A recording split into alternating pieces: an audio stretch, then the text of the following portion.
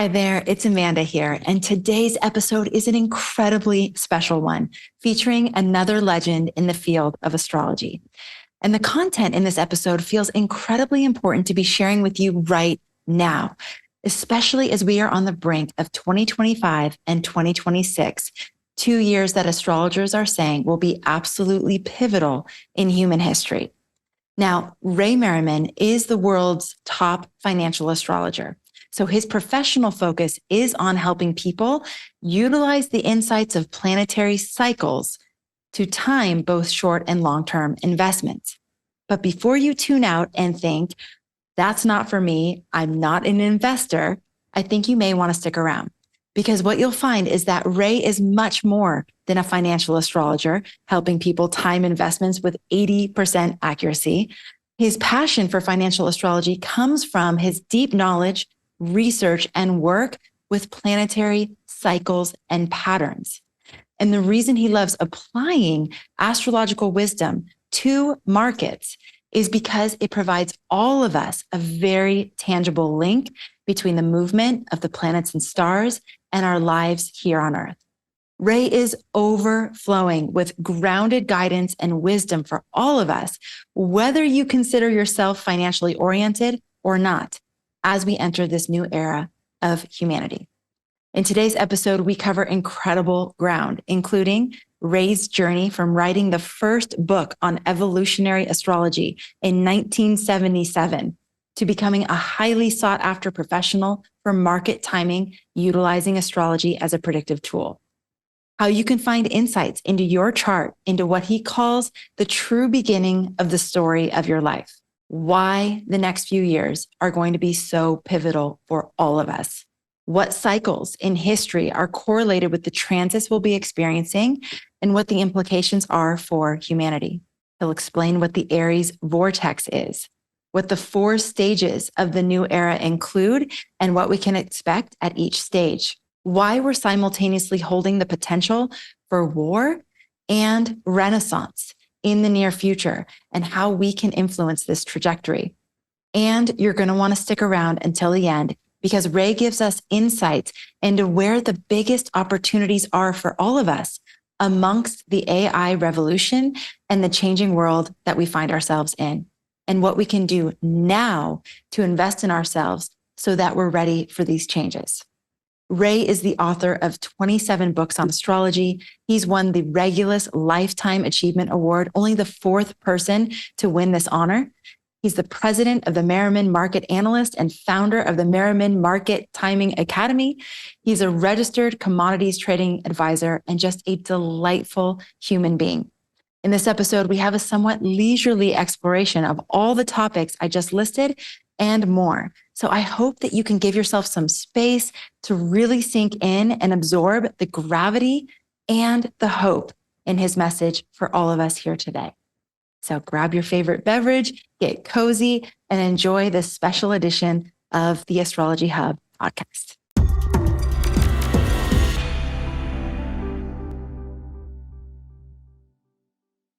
Ray, it is such an honor and a pleasure to have you here on the Astrology Hub podcast. Thank you for joining us all the way from the Netherlands right now. That's right. I'm in the Netherlands, and it's a pleasure to be with you today, Amanda. Thank you for having me. Yeah. All right. So this is your Astrology Hub debut, even though I know that we talked way back in 2015. We didn't even have a podcast then. So that was part of one of our first summits. But I would love if you could share your story. How did you come to astrology? And then also, how did you come to focus and specialize in financial astrology?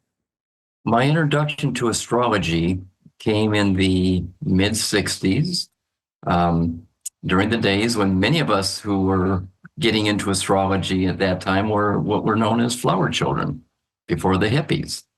And that was part of the movement that we were involved in. I had a couple of friends who went to Haight-Ashbury. When they came back, they were telling us, because we lived in a commune, all about their experiences of these, incredible new people they're meeting, and this new age is developing, the age of Aquarius, and astrology is a big part of it, and everybody talks about their sun, moon, and ascendant. And I was fascinated. I was in my last year of psychology at Michigan State University. And when they started talking astrology, and then they gave me a book called Astrology by Ron Davidson. That was my real introduction. And I thought, wow, this is kind of what I'm looking for in psychology. I'm getting it in astrology. Oh. And I just took off with it. I got so into it that I started doing my postgraduate studies with a social psychologist, Milton Rokeach, who put together the Rokeach Value Survey, where he would compare one part of society with another part of society based on 18 values. And it didn't matter. He did religion, he did it by race, he did it by occupation, he did it by age.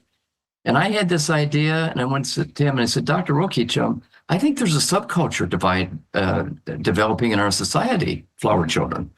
And he says, really? And I said, yes. Well, how do you intend to find out about that and, use my value survey to justify your theories? And I said, well, I would like to administer 100 of these value surveys to people who live in communes who turned on, tuned in, and dropped out. So I thought I could do this. I went around to all the communes that were developing in the 1967, 1968 in Michigan, Illinois, Toronto, Cleveland, Ohio, Detroit, Michigan, and Ann Arbor, White Panthers, all these groups, Fifth Estate. And I went into their communes and administered the value survey. First, they didn't want to do it. They're very suspicious, of course, if you're academic, which I was, right. If you're into surveys, they were not into that. But I got 100 people to do it. And I gave them to Dr. Rokeach after about 3 or 4 months. And he called me in and said, you know what? I've never seen anything so extraordinarily different outside of any demographic we've analyzed with the values of the group that you analyzed. For instance, the flower children valued world peace. They valued a world of beauty. They valued happiness. The other groups would value salvation, family security, financial security, different types of values that the flower children had on the bottom, and they had on the bottom what the flower children had on the top. He says it's extraordinary. So the other part that goes with that is when I went to every commune, they too asked me, every single one, what is your sun sign? What is your moon sign? What is your ascendant? And I happened to know by that point because I was just getting into astrology. But it was phenomenal that every commune was into astrology in 1967 and 1968, and that's what got me into astrology. Okay, and then you are one of the world's best financial astrologers too. So how did that piece come into it seems like quite a diversion from the roots of your astrology. Well, it's a real diversion when you consider how I got there, because when I started astrology, my interest was psychology. Right. But also my last 2 years of studies in college were Far Eastern philosophies and religions. So I was very exposed to Taoism, different forms of Buddhism, especially Zen Buddhism. And as I got into astrology, it dawned on me that the chart is really the compilation of all of your past life experiences. Okay? You're born at that exact moment in time when all the planets are in exact mathematical harmony with the karma of your soul. That was my preposition that I formed Evolutionary Astrology in 1974, and then wrote the book on it in 1977 that became a very popular field, a very popular subject, branch of astrology as it stands today. So I founded that in 1974 to 77. And very few people understand that now, because very shortly after I founded it, I got introduced to financial. Okay. Wait. I thought Jeffrey Wolf Green was the founder of Evolutionary Astrology. No, he came in the late 80s. Oh my gosh. So you wrote the first book on this? I wrote the first book, 1,440 copies, lithography, handwritten by 3 different people. It sold out in the first year. I don't have all the documentation, but I did have documentation of everybody who ordered it. But the point is, I wrote it I wrote 3 years, 74 to 77. Came out in 77, sold out within 2 years, all the copies. So you can't even get a copy now? Maybe on Amazon, they're out of print. Whoa. But Amazon might have them in their special vintage copy. Well, I checked on it a couple of years ago. They were going for $1,500 back then. They might be less now because they might be less now, but they were as high as $1,500 a few years ago. Unbelievable. Okay, so you wrote this book, and hold on before you go to the next part, because this is really, really fascinating. And I didn't know this about you, but you came up with the idea, the concept that our chart is a compilation of all of our past lives in this present moment. Yes. And then the ideas of the North and South Node and the evolution of the soul. Like, what was the theory, I guess? Yeah. Well, the theory is every moment of time is your unique quality. So the moment that you're born takes on the quality of that moment. Carl Jung said that in the beginning of the I Ching, of the Wilhelm Baines edition. And that became the basis, the core principle of evolutionary astrology, which then took on another dimension when I started studying Kriya Yoga. Paramahansa Yogananda, the autobiography of Yogi, and his master, Sri Yukteswar, was an astrologer. And Yogananda asked him, Master, should I be getting an astrological amulet to protect me? Is there anything to astrology? And Yukteswar said, yes, because the moment that you're born, all of the planets, everything out in the heavens is an exact mathematical harmony with the karma of your soul. Okay, so this is important because my lessons, my studies in Far Eastern religion taught me the importance of karma. You know, I don't believe that real knowledge begins until you understand karma, that everything you think and everything you do has a consequence. And you need to be aware of what the consequence of that is if you're going to take responsibility and evolve beyond your patterns, which limit you to this finite existence. So if every moment of time is unique quality, then the angles are important. The ascendant, the midheaven, those are very important because they change relative to time faster than any other part that we use in astrology. I mean, every 4 minutes you're changing degree on the midheaven, and it might be every 2 minutes or 6 minutes on the ascendant, but every moment of time is changing. And so when planets cross those angles, these are big shifts in the arc of your evolution. These are your opportunities to break patterns, especially if it's Saturn, Uranus, Neptune, and Pluto, and most especially Uranus, Neptune, and Pluto. But also important for consciousness is the North Node. And that was a very important part of my book, because your book, your story of your life begins when the North Node hits the nadir. Okay? The nadir is the essence of the soul, the essence of the incarnation. In that degree is the essence of who you are, bringing into this lifetime, because that's the midnight point. Okay, that's where light, the darkest point of the night, the light is the darkest, and darkness begins to decrease till you get to the ascendant in the natural order of the day. So the ascendant is where the ego begins. So I would take the North Node on the nadir and say, this is where your chapter, this is the beginning of your book. And as it hits every eighth harmonic, which is the midpoint of the nadir and the ascendant, that would be the abortion point. You have the opportunity to change your life at that point. You already made the decision you're going to change at the nadir. That's when you started this new cycle. But at the 1/8 point, the middle of the second house, you have a decision, right? Can I handle this new change, or do I want to go back to what I'm familiar with? Whoa. And if you stay with it, then when it hits the ascendant, you actually begin to see the manifestation of it that continues to grow. You go on this path of growth till it hits the midheaven. That's the peak life of consciousness. It's interesting to note, in my experience, when I look at people who have separations of meaningful relationships in their life and beginnings of new ones, North Node on the nadir. When they culminate a relationship that's significant in their life, North Node on the midheaven. I find more divorce and separation, North Node on the nadir, more marriages or unions or commitments to important people in their life when it's on the midheaven. So I went all the way through the horoscope to every angle, every angular midpoint. Those were important to me to understand your evolution. Planets crossing those points, especially the North Node. So that set me up to oh my God, the next phase of life. Thank you for telling us that history and backstory. That is just fascinating. How do you find the nadir? Like, how would you actually know? If you're looking at your charts, how do you actually know that? The fourth house cusp. Fourth house cusp. Yeah. Mhm. Okay. All right. Yeah, So the that's what you're cusp of the looking fourth at. house. I'm not using equal house, but it's the opposite of the midheaven. Opposite the midheaven. Midheaven, yeah, and the midheaven. Well, the midheaven in some, if you're in a Placidus or a Koch system, the midheaven is going to be your 10th house. Right. If you use an equal house, it's going to be a little bit different. But I use Placidus. I think the second most common house method is the Koch method. And they're going to give you a midheaven, and opposite the midheaven or the 10th house is the fourth house, the nadir.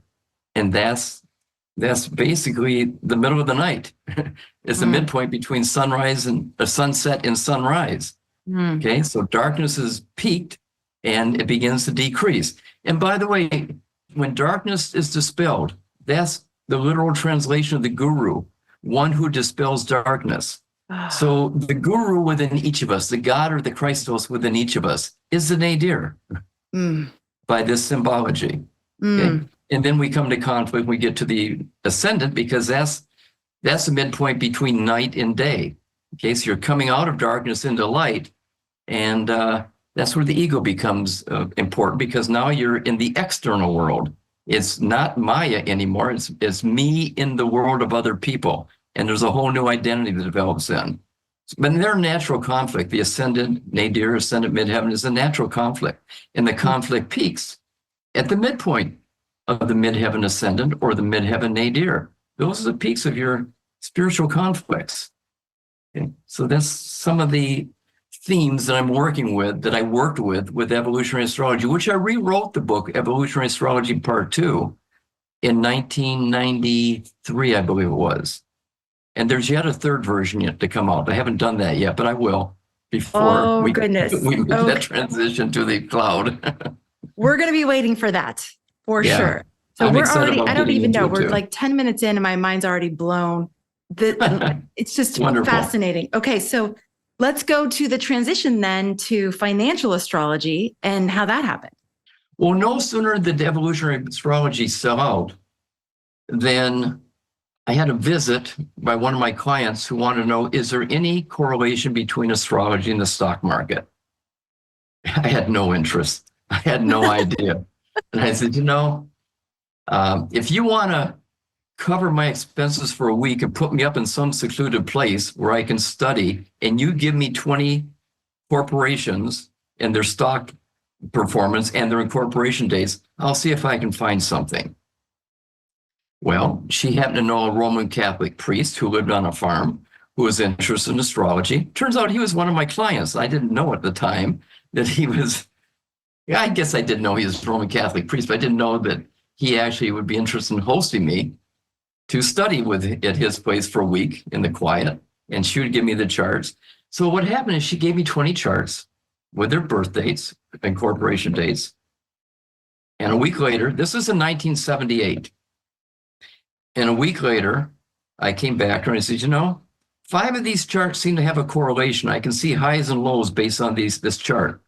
So if you invest in these 5 charts now, which was March of 1978, and sell them in this date in September of 1978, it would work if this is a correlation. Now, bear in mind, the stock market wasn't doing much then. The Dow was trading between 800 and 900, wasn't moving much at all. So she did it. Her and her investor friend invested $20,000 or so in these stocks, and it made 28% in 6 months, which when you consider the whole range was only 12% for the year, that's pretty good. Oh so my God. Thought, all 5 of them, Ray? All 5 of them. Well, together, all 5 of them averaged out 28%. Yes. Amazing. Okay. So she was excited. I was excited. And I thought, I got to learn more about this. Because, it's not so much the making of money that attracts me. What attracts me is correlations between astrology and something that's happening in human experience. Yes. If I can have something that I can go back on and track it by astrology, whether it's history, and especially the stock market or any market, I'm excited about finding those kinds of discoveries. I like that kind of discovery. So I got into it. Now, fast forward a little bit more, and 2 years later, I'm giving a talk in Tucson, Arizona. And in the audience is Walter Bressert, who's a director for the study of the foundation. The Foundation for the Study of Cycles. And he was very impressed with my presentation on how I saw the year ahead. And he said, Ray, I'd like to show you something. Would you consider coming over to my house for dinner? And I said, well, I don't know. And he says, well, I have a macrobiotic cook, and I understand you're interested in that. And I said, yeah, okay, I'll come. So he took me to the back area of his horseshoe-shaped ranch. And it turns out that Walter Bressert was the head of Hal Commodities, which is one of the top commodity advisory firms in the world. And he's also a director for the Foundation for the Study of Cycles. And he shows me these charts of gold all the way across the back wall of his office. He says, Ray, I don't know much about astrology, but I noticed that when Mars goes retrograde or direct every 2.5 years or so, that's the high and the low of the year in gold market. And I'm looking at this chart, and I said, and I'm looking at my ephemeris, says, wow, that's pretty good. Within 3 days, that was the low or the high, every case. 3 highs, 3 lows, every time Mars went retrograde or direct. And he says, do you think there's other correlations like that to astrology? And I said, I don't know. He says, well, if I give you these charts, would you try to find out? And that began my research into financial astrology. For the next 2 years, I researched cycles. He taught me cycles. He says, I want to teach you cycles. Please come to my webinar, not webinars, my seminars that I teach all over the world, well, over the United States. He was over the world, but I went to all the ones he taught in the United States. I was his apprentice. He was my mentor in cycles, and I was his astrologer. And when I finished in November of 1982, I published a book, 2,500 copies of the gold book, Geocosmic Correlation to Gold Prices, 344 pages, the first quantitative study ever to show planetary aspects, not sun and moon, but planetary aspects to changes, reversals, tradable changes and reversals, cycle changes in the gold market. He was floored by it. He sent it to Financial News Network. 6 months later, 4 months later, it was in March, maybe February. February, I think it was, of 1980, 82. Yeah, they called me and they flew me in. No, 1983, February of 83. They flew me into Financial News Network, which was CNBC, became CNBC. And they did an hour-long interview with me on The Money Show. Now, I had a small newsletter at that time called The Gold Market, Merriman Market Analyst Gold Market. Had 35 subscribers. The next week, I had 350 subscribers. A tenfold increase in 1 week. People loved it. They were fascinated that there's some correlation, quantitative correlation between astrology and prices of gold. And I had to give up my day job as an astrologer because I had a new job. I mean, I kept my foot in the astrology community doing consultation, but I went from 20 a week to 5 a week, and now I do 1 a month. But that changed everything when I suddenly had 350 subscribers paying me a good fee every year for a monthly report. I had to serve them. And it went from the monthly report to the weekly report to the daily reports. It went from the gold to silver to the Dow Jones Industrial Average to the S&P to crude oil to soybeans, treasury markets. I mean, I cover many markets now, and I've been doing it since 1982. There's correlations and predictive capability for all these different kinds of markets. Yeah, every day I wake up and it's like another challenge to discover something. And when I hit it, it's like, eureka, I hit another one. It doesn't end. I mean, I'm just touching the tip of it. And the people that I'm teaching on my Merriman Market Timing Academy, they're doing incredible studies. They're doing the things that I can't do because only one of me, but now I got 100 of them working on it. And it's amazing what we're finding out. Wow. And it does have predictors. It's not 100%, but I would say we're dealing with 80% predictability factors. 80%. Yeah. Right. Okay. First of all, I've noticed you use the word geocentric. Geocosmic. Geocosmic. Is there a reason why you use geocosmic instead of just astrology? Well, the financial community they're a mixed bag of people. And astrology, I mean, in a field of astrology, I'm a financial astrologer.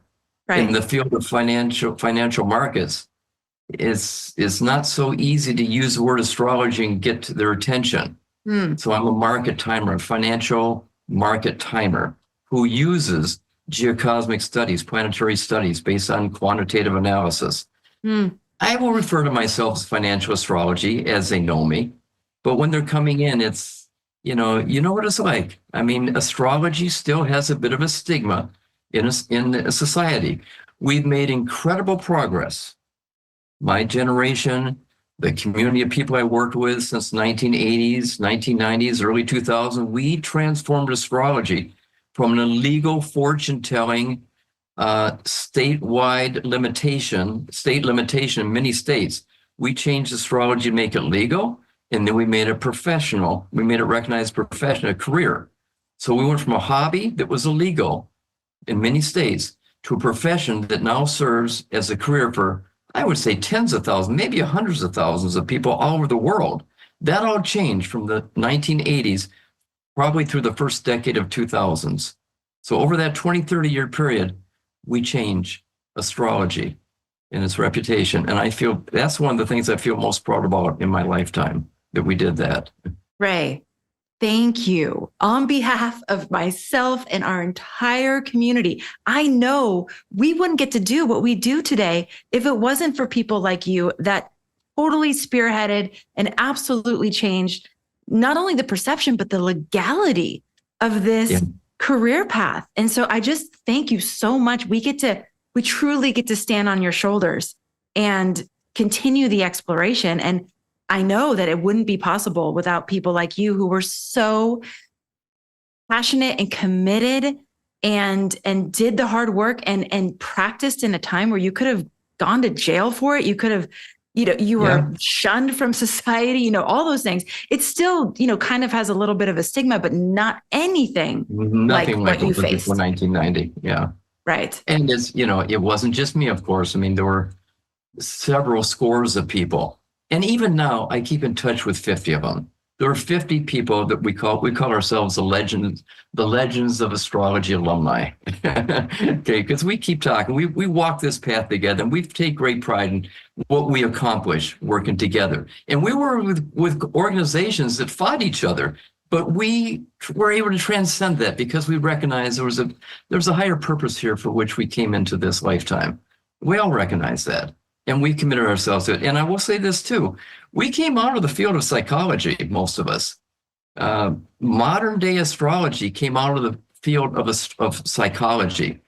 Yes, metaphysics, yes, spirituality and Far Eastern thought, but it's psychology.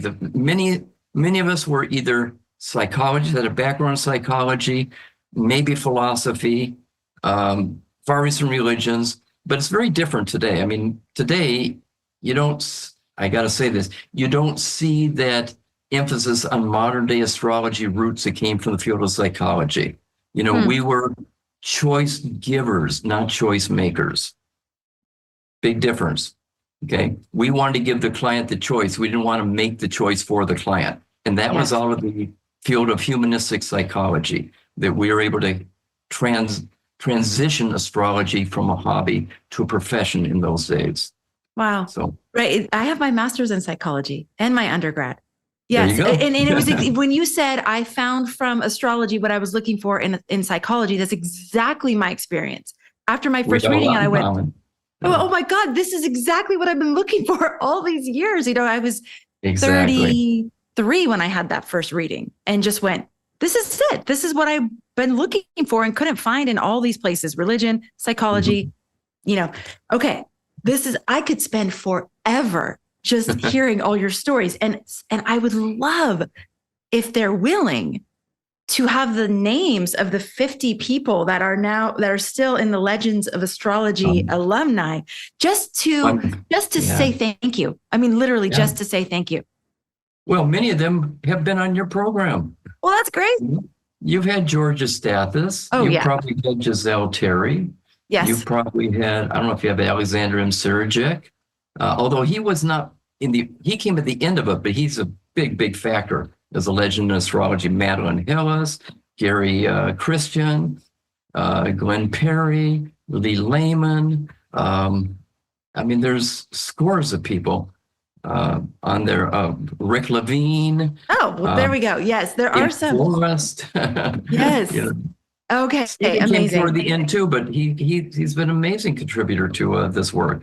Yeah, Wow. that's some of them. Yeah, there's many more. David Cochran. Let's not forget David Cochran. I can't leave David him out. Cochran. Yes, amazing. Okay, He's kind of on the path I'm on, where he wants evidence-based astrology. I know. It's what excites him. It's what excites me. We like to wake up every morning and see what's the next correlation between astrology and human experience. And he's done phenomenal with his work. He's amazing. Yes. And I love that you guys are doing this research. You're giving tangible evidence. I don't need that anymore. You know what I'm saying? Like, I've had enough experiences, and I know most of our audience probably has had enough experiences where, like, I kind of don't need the proof at this point. But I do remember in the beginning wishing there was more things I could reference for the analytical types in my life who were totally questioning my sanity. You know, it's like, it's very helpful to have those things. Like, look, no, actually, this is grounded. This is not some, fluffy woo-woo thing that doesn't have any sort of substance. It does. Yeah, it's just not a bias or just a belief that's not grounded in reality or any kind of evidence. No, we're actually going and looking at the history of certain segments of human experience and showing the correlation of the themes. I mean, what Mark Twain said, astrology or cycles, they don't repeat themselves, but they rhyme. Okay, and it's true. A Saturn-Jupiter isn't the same every time it conjuncts, but there are themes that happen every time. Yes. You can go back in Saturn and Jupiter conjunctions every 20 years, and you'll see that 1 to 3 years afterwards, there are wars. Okay, we got Ukraine now. Back then we had 9/11, the last time it happened. Before that, we had war in Afghanistan, early 80s.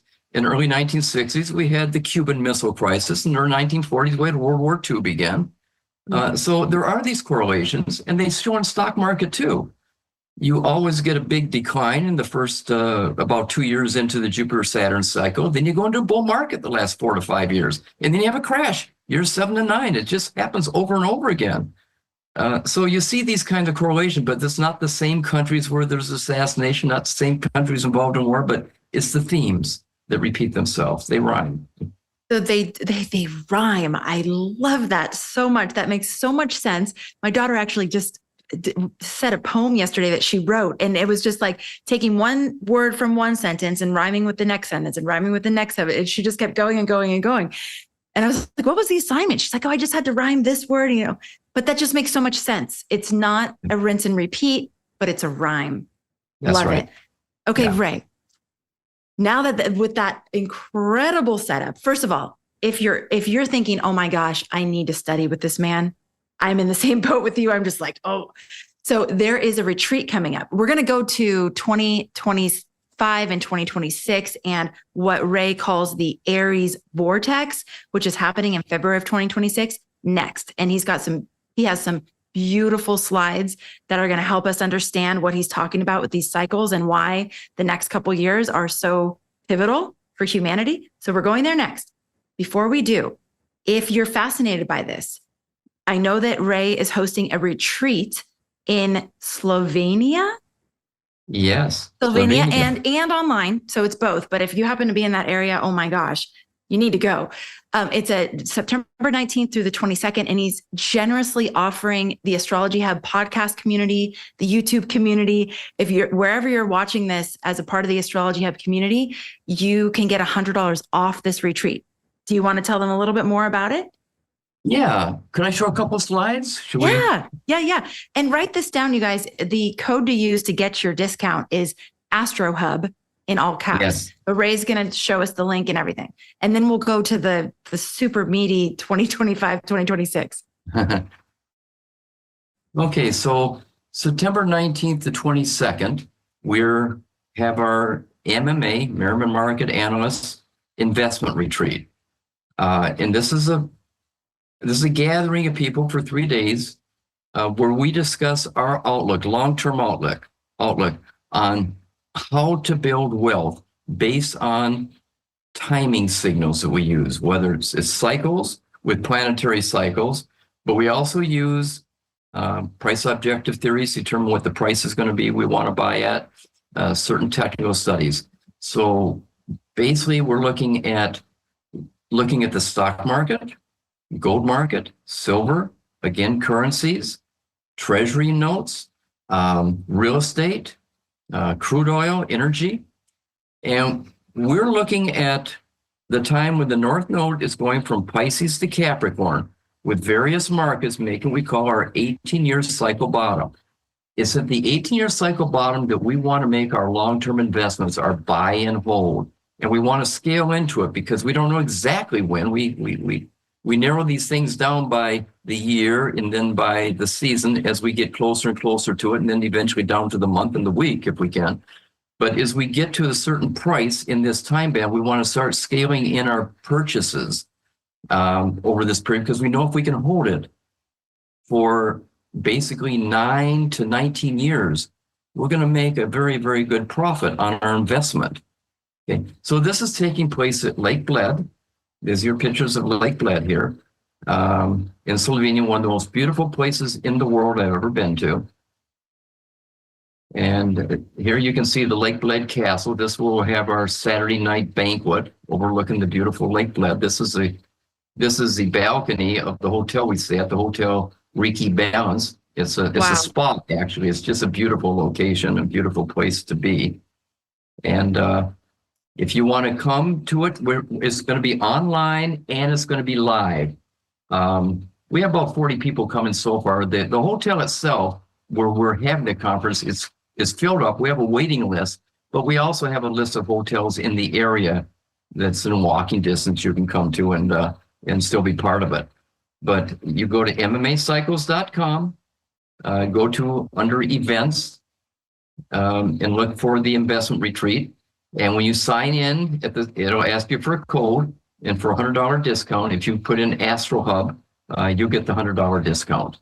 So Amazing. Please feel free to join us. We'd love to see you there and join at least 40 of us who are going to be present there at this point. Okay, we're going to drop the link in the show notes, also the code and all that good stuff.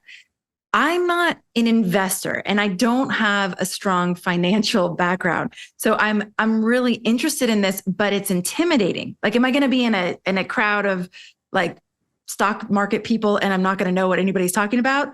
Or will the astrology background that I have actually help me understand the bigger conversation? If you know nothing about investments and markets, but you're a good astrologer, sit next to somebody in there who knows a lot about investments, but doesn't know much about astrology. It's about 50-50. Okay. I would say, well, it's about 30-30. I'd say a third of the people know something about both of them. A third of them know a lot about investments. They don't know much about astrology. Another third know a lot about astrology. They know nothing about investments. And we encourage them, sit next to each other. And we have them raise their hands, are you strongest in astrology or strongest investments? And, there's plenty of times to integrate with a lot of snacks, snack breaks. We have dinner together. We have lunch together. And that's all covered in this.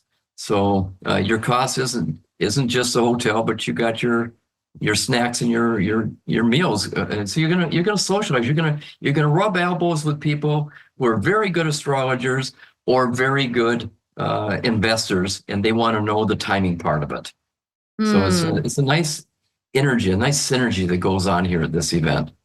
I would suggest, so if you know nothing about investments, I would suggest you purchase volume 1 of the Ultimate Book on Stock Market Timing, volume 1, Cycles and Patterns in the Indexes. Nothing about astrology, but it's one of the key books that I've written for people who know nothing about markets. And if you know nothing about astrology and you're listening to this and you know something about markets, then I would suggest you get volume 2 and volume 3. The geocosmic correlations to long-term investments and geocosmic correlations to trading. Okay. And these are your books. It's a book. It's a 5-volume set. And you really should study volume 1 if you know nothing about markets. So at least you know the language we're going to talk. You need to know the difference between a low and a high, which is a crest and a trough. You need to know what a cycle is, and there are cycles within cycles, and that's how we time them. If we know a market cycle is coming due, we want the planet cycles to be overlapping it. The longer the market cycle, the longer the planetary cycle that should be present. You won't get a long-term market cycle unless there's a Saturn, Uranus, Neptune, or Pluto aspect going on. I don't think it's failed yet. But so we want to see these kind of correlations and zoom in when we got to start being in cash and moving from cash back to the markets. Okay, and we're going to share with you our plan, our investment plan, which I think is the way you build wealth. I mean, you can build wealth in the stock market, not necessarily by trading. I mean, if you're a very good trader, yes, you're going to do well. But you don't have to be a very good trader to build wealth in the stock market. You just got to be able to start investing at that 18-year bottom, because once you got the 18-year bottom, it's going to go up 300 to 600% over the next 9 to 18 years. You don't need to do much. Just pick the right stocks, the right indexes, and stay with them. And we're going to show you how to do that. Fascinating. I love it. I have people I want to invite to this who are more on the financial side who will really, okay. I know I could talk to you literally all day. We've kept them on the edge of their seats about 2025, 2026, and this Aries Vortex. I love that you've named it the Aries Vortex, happening in February of 2026. Can you tell us what this is all about? Because Ray, I about fell off my seat recently speaking to the astrologer Steve Judd. I don't know if you know him. He's from the UK, but he also, like you, is very much into the cycles and the patterns. He said something about 2025 and 2026 that I hadn't heard so clearly yet, and maybe it's because I didn't want to hear it, but that it's even bigger for us than 2020 was. Like the astrology of 2025 and 2026 is really big. Yeah. We have a huge swell coming in if we're talking about the ocean. And so I went, oh God, I thought 2020 was kind of like the climax, but it sounds like we have a lot more ahead. So do you agree with that, first of all? And then let's talk about why. Yeah, I'm going to take the screen again, if I may. And you're not far off when you talk about 2020, because let's put this in context. 2026, give or take a year, in fact, 2025, 2027, is extremely important, but it's within the context of 2020 to 2032. Okay, we have a 12-year period here, which begins the new era, a term coined by astrologer and market graduate of our Market Time Academy, Kat Powell, excellent graphic artist, excellent astrologer. She called it the new era when Jupiter and Saturn conjunct 0 Aquarius, December 21st, 2020. That began the new era, and it supercharged 0 degrees Aquarius. So in some ways, you would be far off if you had this idea that this is kind of the beginning of the age of Aquarius. I mean, yeah, that's in the context of a bigger movement too, but this is the first time in 800 years that the air epoch of Jupiter and Saturn air signs begins in Aquarius. Yeah, we had it in Libra in 1980, but it went back to Capricorn, it went back to Earth in 2000, and now it's going into air for the next 140 years, and really 8 of the next 9 Jupiter-Saturn conjunctions are going to be in air signs to 2219. Okay, so if we go back, the last time the air epoch began, it was in Aquarius in the 1200s. 800, so it's an 800-year cycle that we started in December 2020. So you're not far off thinking something changed in 2020. There's something did astrologically change big then. And what happened in 1215, 1226 was the Magna Carta. Okay, that was when the British Parliament established that nobody is above the law, even the king. Okay, everybody has to adhere to a law. You can't break the law, even if you're a king, and not be held responsible. And so we're into that epoch again, where the leaders of the world have to be held responsible. They do not get to a free pass to break the law. Okay, so that's what's happening for the next 800 years. Well, the next 200 years. That began stage 1 of the new era. Stage 2, we're in it right now. the outermost planets, Pluto, Neptune, Uranus, all moving into new signs. Pluto going to Aquarius in March of 2023. And it's going back and forth till, after the election. It's going to go back and forth over 30 Aquarius 5 times. You're going to have Neptune going into Aries early March 2025, which is going to start the Aries Vortex. And you're going to have Uranus going to Gemini in 2025. So this 2023 to 2025 is stage 2. All the major planets going to new signs. That hasn't happened in 300 years, where they all changed signs within 2 years. And that was kind of important because that was, there were wars in the Middle East involving Russia at that time that kind of changed the boundaries of Russia in the Middle East. But the time before that was extremely important. 300 years before that, they also changed signs within 2 years of each other. And that was the Renaissance. The Italian Renaissance became the European Renaissance. In fact, it happened 4 different times in the 1400s.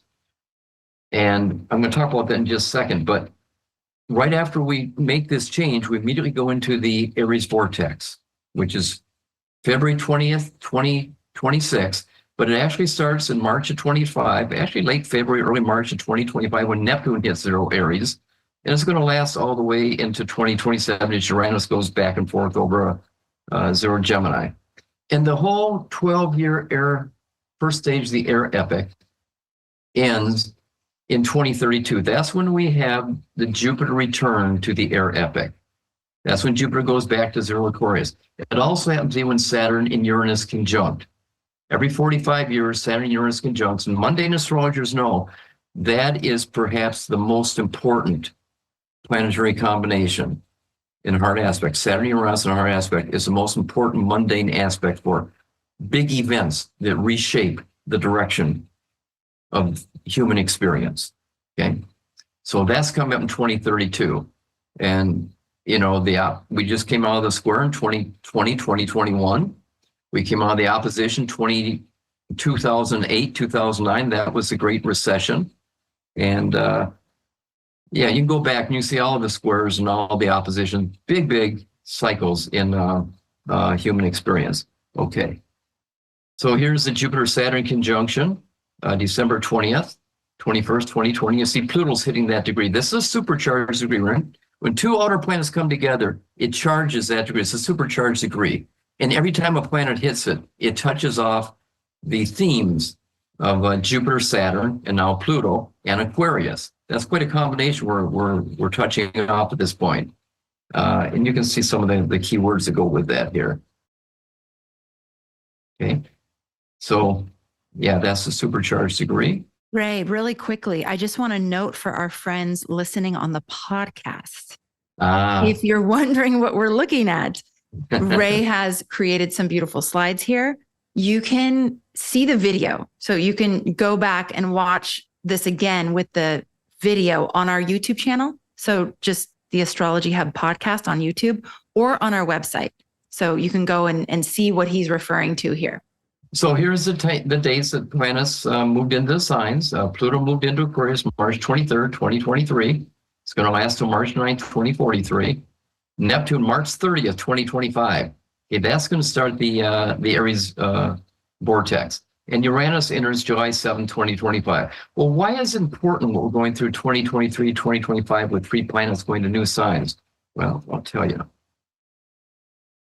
Because the 3 most important wars in the United States history happened the last time each of these things happened. The last time Pluto went into Aquarius was April 4th, 1777. That was the Revolutionary War. It just began a little earlier. The Civil War began April 12th, 1861, one day before Neptune entered Aries, which is going to happen March 30th, 2025. Uranus entered Gemini August 7th, 1941. Well, you in Hawaii know what happened in 1941, December 1941. So these are the 3 biggest wars that shaped the United States. And they're all happening again for the first time. These same planets are going into these same signs again for the first time since these times. Oh my God. What's also interesting is it was very similar to what happened in 1446 or 1454. There were 2 times during that time when these planets entered new signs within 2 years of each other. And that was the Renaissance. Okay.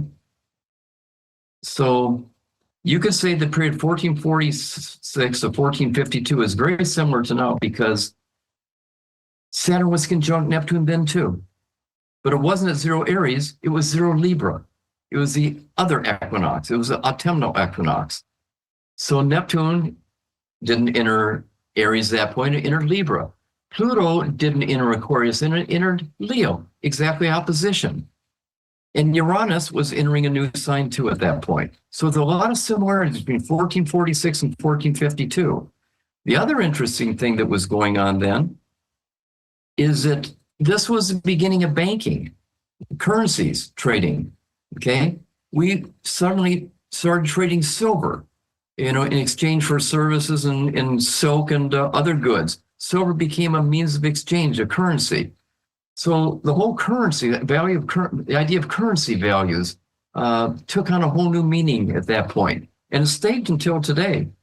And don't we see the whole nature of currencies about to change again? Think digital. We're going to digital currencies now. It's like paper's no longer going to be important. We're going to go into a digital. And these people think that Bitcoin and Ethereum are going to go to zero. I don't buy it. There's too many trillions of dollars invested in digital currencies now. You can't, it's too far gone. You got to adapt to it. You can't try to eliminate it. It's going to be adapted. Even the countries that said they're not going to accept it, they're going to accept it. Even the United States is moving that way. China's starting to get off and to appreciate. Of course, Central America and a lot of other countries are already using digital currencies.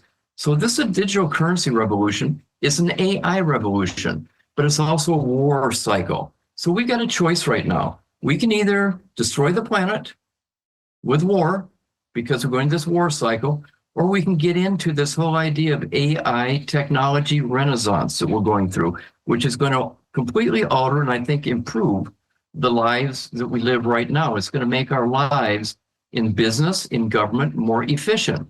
It'll be difficult at first. It's always difficult when Pluto changes signs.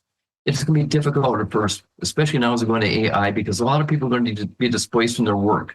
But there's a whole new work ethic, a whole new work opportunity that's going to develop here. It's going to become much more efficient. You're not going to have to go through so much bureaucracy by the time we get 20 years down the road with Pluto and Aquarius. It's not going to take you 3 to 6 months to qualify for Social Security, to qualify for grants, to go to educations and apply for research grants. All that's going to be done much more efficiently and quickly in the next 20 years, which is a boom for society, for economies, for the quality of our life. I'm a big believer that this is not going to destroy us. At first, it is difficult because Pluto and Aquarius, we're going to become dissociated. We're too much into our smartphones and our social media. That's going to balance out. It's going to balance out, become normalized over time. So I'm worried about it right now, but after we get 3 or 4 degrees into Aquarius, I think that's become much more normalized. But here's the thing, part 3. The Aries Vortex, which is so important. You have Uranus and Pluto in a trine, okay? Pluto is going into Aquarius, early Aquarius. Uranus is in late Earth, but it's going to go into Gemini, and they're trine. The midpoint is going to be 0 to 1 of Aries, which is where the Saturn-Pluto is conjoining. So this is like a vortex. The handles of this vortex are Uranus and Pluto. The midpoint is Saturn and Neptune coming together right on the vernal equinox, the 0 Aries degree point, which is a world degree. Zooming in right on Earth, it's like that's where all this energy is zooming into. What is this energy? Well, Uranus and Pluto that can be very divisive. Fortunately, they're in a trine. They're going to be in a trine. And Saturn Neptune is a whole thing about misinformation, propaganda, negotiating with reality. Like you can say that what is bad is suddenly good and what is good is suddenly bad. All that distortion going on, all that peaks, I believe. All that divisiveness, all that division between us over these superficial things that really separate us rather than unite us is all going to give way when Saturn and Neptune are both in a double sextile to the Uranus-Pluto trine. And so even André Barbeau, the great French mundane astrologer, called this the greatest opportunity of the 21st century to make an advancement in civilization. And I happen to share that. I think that is absolutely true. We have a chance here. So I think we reached the bottom of this division in 2026, give or take a year, because these things start as soon as any planet hits it. Neptune actually hits at 0 degrees in March. So we have an opportunity here to start mending the pain that we're causing each other through our divisions and separations and moving more toward unity. I mean, diversity is great, but diversity is in service to unity, to the human race. And that's what this aspect, I believe, is all about, is to go into 0 Aries. If you want to see it on a horoscope, this is what it looks like on a horoscope. Here's Saturn, Neptune at 0. It was a 0 Aries chart. And you can see Uranus and Pluto. The midpoint of it is right there too. And this is from 2025 through 2027. And as I said before, I think this is an opportunity. This is hopeful, a hopeful opportunity for humankind. It's where the power of AI meets the power of creativity of the human being. Okay. And I'm telling you, what I believe, and I think many of you share this destruction period we're going through will not win. Destruction is finite. There's always an end to the force of destruction. Creation is infinite. You cannot eliminate creation. It will always survive destruction. So destruction is a phase that ends at some point, and we have to rebuild, recreate. So I think this is a turning point. Again, you're not going to turn overnight, but 2026, the midpoint of the new era, and midpoints are very important. So to me, that's the bottom of this funnel, and we start baselining, and by baselining, we form a foundation. We started coming in. Darkness begins to be dispelled, and it's going to go on through 2032 to the Uranus-Saturn conjunction. And after that, I think we'll see that we actually have made some progress from 2026 to 2032, and we can now see the results of that progress. So that's my outlook on these things. This is kind of showing how much markets go up when you buy in the 18-year bottom, which is going to happen in the Aries Vortex period too. I think around 2026, 2027, maybe 2028, that's the 18-year bottom around there. And if you can buy that bottom, this is what you can expect from the last 12, 18-year cycles we've had. And look at ever since 1914, the least we've appreciated in the next 10 to 20 years is 320%. There's many cases here of 600, 700, 800% that you increase in 10 to 18 years. So that's why the investment retreat is important. And that's why it's important to understand the Aries Vortex, because it is the bottom of the cycle in consciousness. And if it's in conscious, it's also to do with politics and economy and social cultural cycles as well. It's big. And when your friend you talked about how big it is, he's right. From what I see here, this is big. This is probably the biggest thing we're getting in our lifetime. One of the things that I say all the time is that when we have awareness of the astrology, and we have awareness of the cycles, and we have awareness of the waves that are coming, that it enables more choice. That we can actually anticipate, but not to brace in fear, to go, right. Okay, here's the wave that's coming. How do I want to surf it? How do I want to engage with it? How do I want to dance with it? And just given everything that you know and everything that you can see about where we're at in terms of cycles, for our beautiful community that has this awareness now, where do you see the most opportunity for people? You know, you're saying there's going to be jobs that are displaced. There's going to be new opportunities. There's a renaissance. Where do you see opportunity for people where they could start investing in that in themselves right now? You know, they could start, you know, getting ready for whatever that next wave is going to be. What would you say?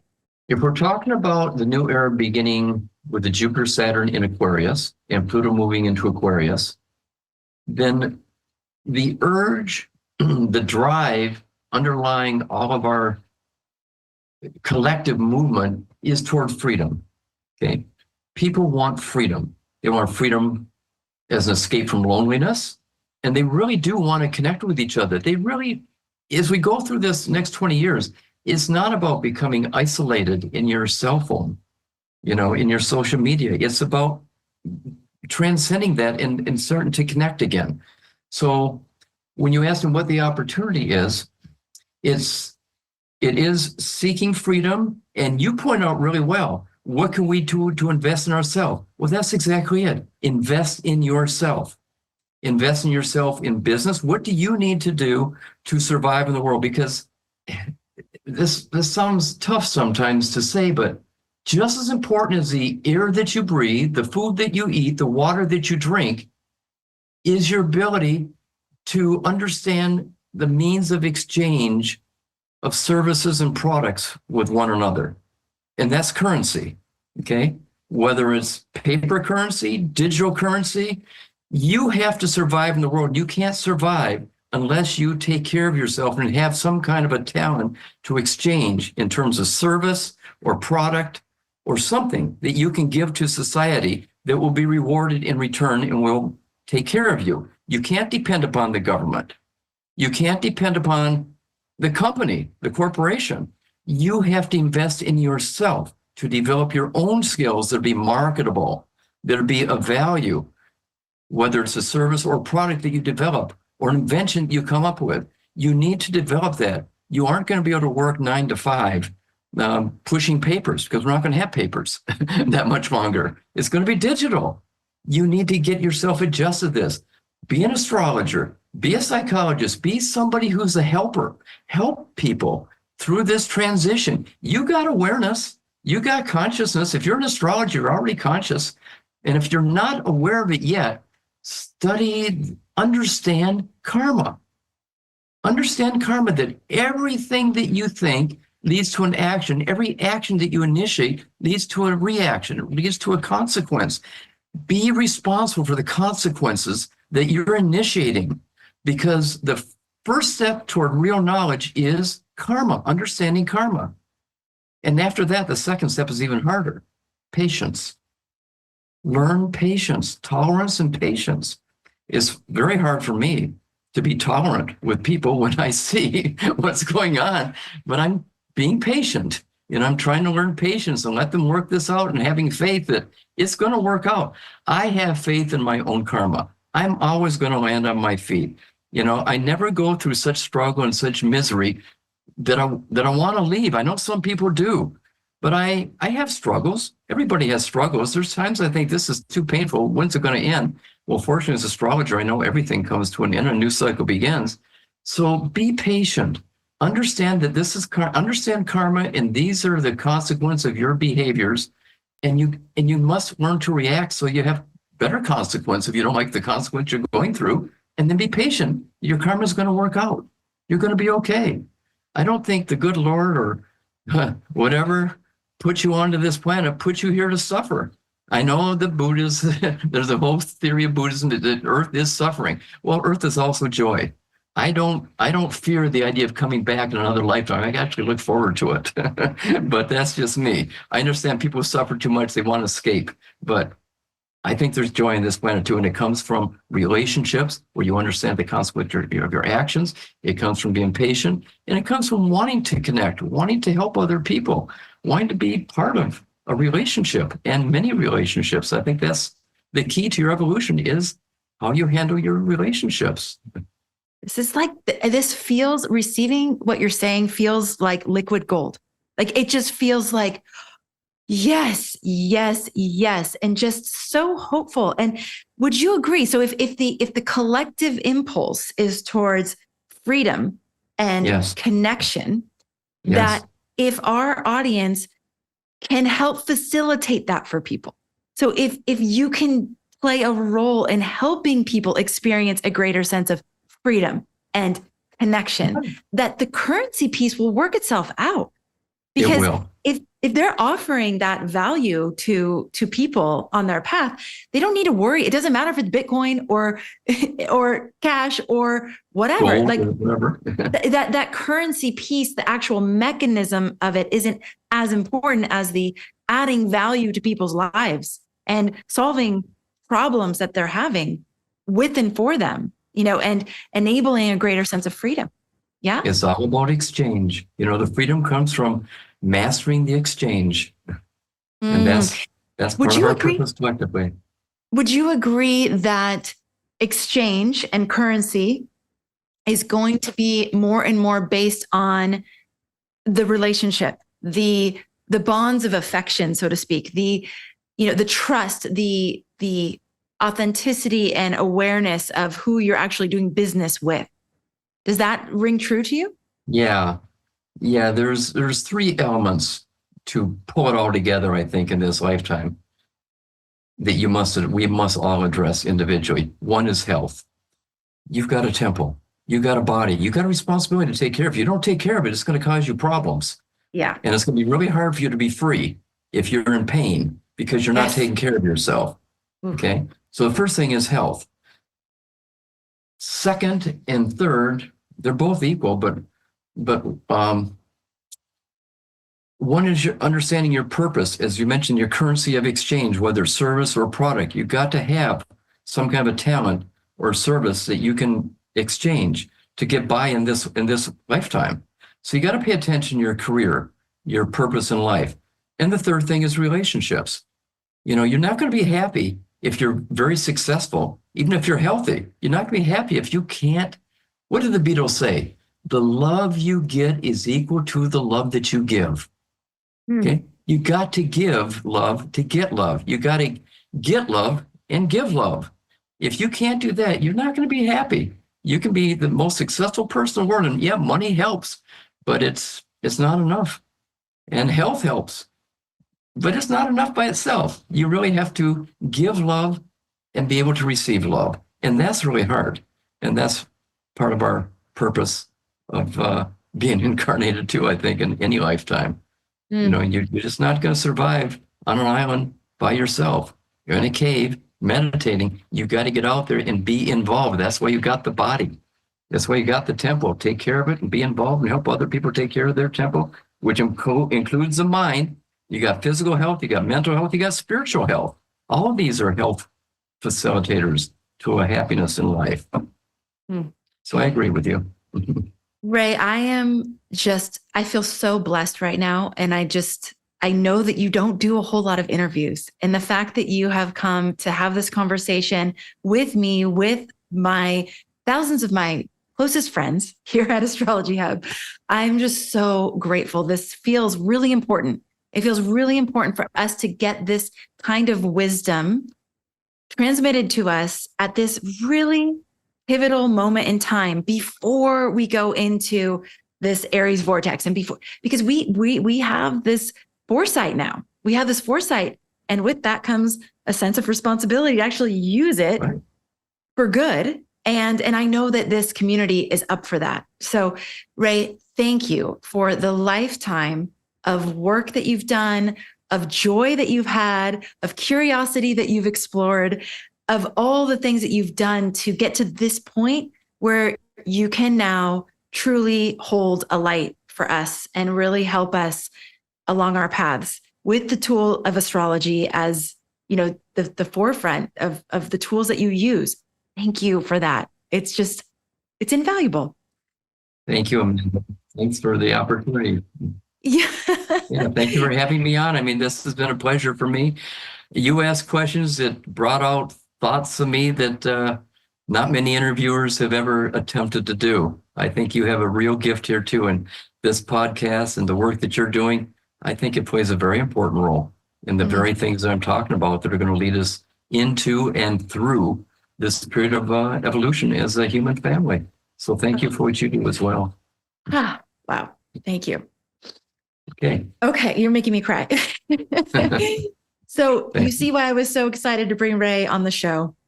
If you have an opportunity to join that retreat in September, I mean, my God, yes.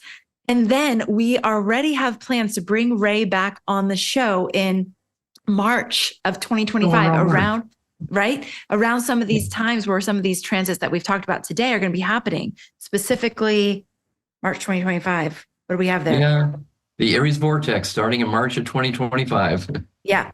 So we'll kick off that Aries Vortex with Ray again. And All then right. I just want to plant the seed because it's not available right now. But when we do meet in March 2025, he does have a 2-year program. So for those of you out there who are like, oh my God, this is it for me. Like, I want to know this. I want to study this. I want to go deep with this. You're going to have an opportunity to do that. It's a 2-year program. It's very extensive, but he's going to open up registration in March. It doesn't start until September of 2025, but you have between now and then to kind of get ready and think about it and consider if this is part of your path going into this new era, this new renaissance. I mean, how valuable, because no matter, again, I'm going to say this again, no matter the mechanisms that we're using, whether it's via AI or, some of these other things, the ability to anticipate these cycles. I mean, actually, how do you see AI playing into the work that you've been doing? Very, very importantly, let's see here. Did I have that here? Yeah, we talked about that a little bit here. Yeah, I think AI is extremely important. That's part of the whole technological revolution that we're talking about. Right. But for astrologers and for astrology, like, I know there's a lot of fear that AI is going to replace astrologers or replace astrology. Well, it can only replace astrology up until the point that you're an astrologer who has to keep going back and looking up notes that have been published. Right. But, is an authentic professional astrologer is creating in the moment with the client as they're talking and seeing them come alive in their chart. And that's not written yet. So there'll never be a time when the astrologer is replaced if the astrologer is authentic and creative, in my view. There you go. That's the word, creative. AI isn't going to replace our inherent creativity and our connection to source. It can only take all the information that's already available out there, That's and present it in a way that's very efficient and very helpful. Yeah, but in terms of being on the forefront of creation, that is our role as humans. And a good astrologer is a listener. He or she wants to know, what is your issues? And then they'll say, okay, here are your choices based on my understanding of astrology and what you've just told me. AI can't do that. Yeah. So okay. There is a future for astrologers, for sure. Ray, you're amazing. Thank you so much. Thank you so much. Welcome. And thanks to all of you who have hung out here with us for over an hour now. I hope that you've gotten value out of this dialogue and out of this presentation from Ray. And I just want to thank you for being a part of our community. Thank you for showing up, for being curious, for holding these questions in your heart, because you are the future. Like, this is the future where we can really focus on adding value to the collective human experience. And astrology is so helpful for us in this, because you get the insights into your personal mission, what you came here to do as an individual. So, and I love what you said about diversity in service to unity. My God. Absolutely. Okay. So many quotable moments of this episode. Great. And thanks again, all of you, for being here. Ray, thank you for being here. And I can't wait for more conversation. Go check out his retreat. We put those links in the show notes. Make sure you take advantage of your $100 off for being a part of the Astrology Hub community. Ray, thank you for that generous offer. And take care, everyone. I can't wait to connect with you on the next episode.